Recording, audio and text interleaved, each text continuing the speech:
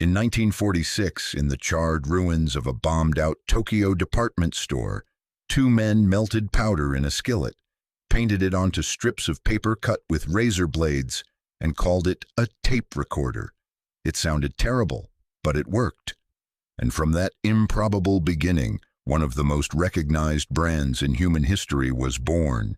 Akio Morita was not supposed to be there. He was born in 1921 in Nagoya, Japan, the eldest son of a sake brewing family with 400 years of tradition behind them. His father groomed him from childhood to inherit the business. Every school holiday, every family meal, every quiet afternoon was part of an unspoken preparation for a future already decided.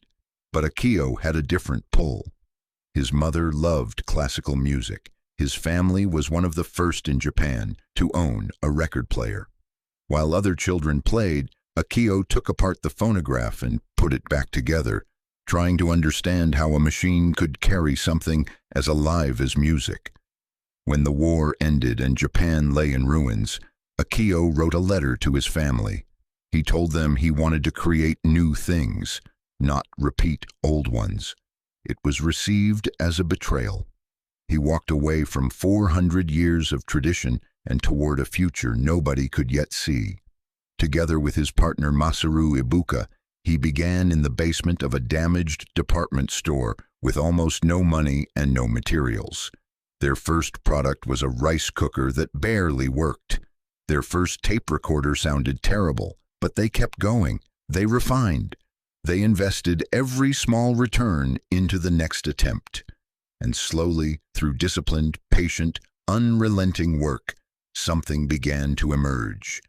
Today we examine Akio Morita through the MKP lens, as a multiplier who took a skillet of ferric oxide and multiplied it into a global empire, as a king who established sovereign dominion over consumer electronics by refusing every shortcut that would have diminished his standard, and as a priest who built a bridge between Eastern discipline and Western aspiration, using technology as a medium for human freedom and cultural connection. These principles are ancient. They were at work in Morita's life, whether he knew their name or not. We are not canonizing Akio Morita. We are excavating the principles, and those principles belong to anyone willing to enact them.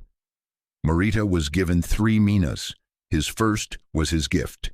Not engineering brilliance, his partner Ibuka handled the technical genius. Morita's gift was rarer. He could observe human behavior with such precision and empathy that he could identify what people wanted before they had the language to ask for it. He saw needs the market had not yet named. He understood longings that no survey could have surfaced. This was his primary currency, and it was forged in a childhood spent listening to music and taking apart machines to understand how they served human experience. His second mina was his platform. Post-war Japan was a nation in ruins. To most observers, it was a landscape of devastation. To a faithful steward with eyes to see, it was the most uncontested creative platform imaginable. Every assumption about what Japan could produce had been shattered. There were no legacy structures to work around. The ground was cleared and the canvas was blank. His third mina was his inheritance. His father had taught him discipline, quality, and long-term thinking from childhood. Morita walked away from the sake brewery but carried its principles with him. That a name built over generations is worth more than any single contract, and that the patient steward who refuses to compromise on standard will outlast every competitor who does. His multiplication strategy unfolded in 3 movements. The first was faithfulness in the little. He and Ibuka refused to chase cheap, high-volume products even when the financial pressure was enormous. They chose slower growth, higher prices, and relentless quality. Every failed product was a faithful investment in the next attempt. This is the parable of the minas at its most counterintuitive. The faithful servant does not take the fastest path to a return. They take the path most likely to produce a lasting one. The second movement was owning the name. When an American company called Bulova offered a lucrative contract to sell Sony products under the Bulova name, Morita's board urged him to accept. He refused. The American company mocked his decision, pointing to their 50-year history. Morita looked them in the eye and said, "In 50 years' time, we will have made the name Sony as famous as yours. So it's no, thank you." He understood that a brand built on someone else's name is not a brand. It is a supply chain, and a supply chain can always be replaced. The third movement was the Walkman. Morita had observed that people loved music and wanted to take it with them. He envisioned a product that offered high-quality sound in something small enough to carry while doing something else. Every internal report said the idea was too strange. Retail stores expressed doubts. His own team pushed back. Morita overruled them all. The Walkman launched in July 1979. Within 2 years, Sony had sold 20 million units. And more than a product, Morita had invented an entirely new form of human experience, the personal soundtrack. The private sonic world carried into public space. Every personal listening device that followed, the Discman, the iPod, the smartphone with earbuds, is a direct descendant of that vision. Now, the king. Morita's kingdom was not just the consumer electronics industry. His sphere of assignment was the intersection of technology, human identity, and cultural aspiration on a global scale. His first law was absolute. Sony would lead, not follow. It would create categories, not compete in them. He did not believe in market research. Customers could tell you what they already liked, not what they would love next. He governed his domain by conviction rather than consensus, accepting personal responsibility for the outcome of every major decision. This was not recklessness. It was the courage of a king who understood that genuine leadership is not the management of agreement. It is the courage of direction. His ethical authority was built through a remarkable act of humility. In 1963, Morita relocated his entire family to New York. At the time, it was virtually unthinkable for a Japanese company vice president to live overseas. But Morita understood that Sony's credibility in Western markets could not be built from Tokyo. He became a neighbor, a parent at a local school, a member of a community in the market he was trying to serve. He did not send researchers to study Americans. He became one of their neighbors. The cultural authority this generated, a genuine understanding of Western consumer psychology earned through daily lived experience, was something no market research could have produced. His most enduring kingly act was what he did to the phrase, "made in Japan." When he began, those words were a global synonym for cheap imitation. By the time he was done, they signaled precision, quality, and innovative design. He did not just build Sony's reputation, he lifted an entire nation's identity. The principles he enacted created the template for every Japanese technology company that followed. Now, the priest. The priest stands in the gap. Morita's most profound role was building a bridge between two civilizations that had recently been at war, using technology as the medium of reconciliation. His first priestly act was the Walkman itself. It created something no previous technology had done, a portable sanctuary, a private world of sound that the individual could carry into any public space. The commuter on a crowded subway, the runner on a city street, the student in a library. Each of them, through a pair of headphones, could step into a personal world entirely their own. He did not build a cathedral. He built something you could carry in your pocket that served the same function, a consecrated space for the inner life. His second priestly act was translation. He took the Eastern values of precision, discipline, craftsmanship, and long-term thinking and translated them into products that resonated with Western values of individuality, self-expression, and freedom. When a teenager in London or Los Angeles put on a pair of Sony headphones, they were receiving, without knowing it, the fruit of 400 years of Morita family discipline distilled into a piece of consumer hardware. He was a mediator between worlds. His third priestly act was bearing a nation's wound. Japan in 1946 was not just economically devastated, it was psychologically broken. Its sense of creative identity had been shattered.